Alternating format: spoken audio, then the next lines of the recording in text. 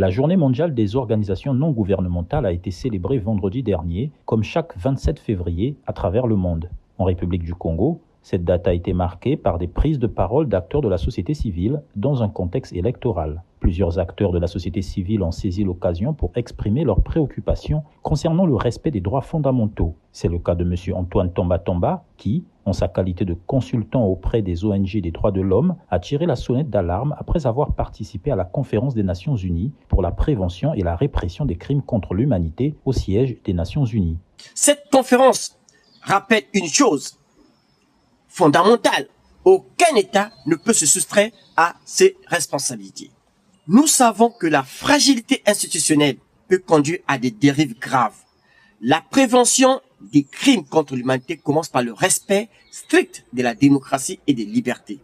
J'ai déposé un rapport alternatif concernant la situation des droits de l'homme en République du Congo. Je n'ai pas demandé une intervention. J'ai demandé que les principes démocratiques ne soient pas négociables.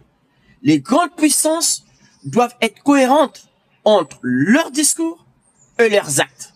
Concernant les élections en République du Congo, le risque est clair. Un scrutin contesté peut plonger le pays dans une crise politique profonde.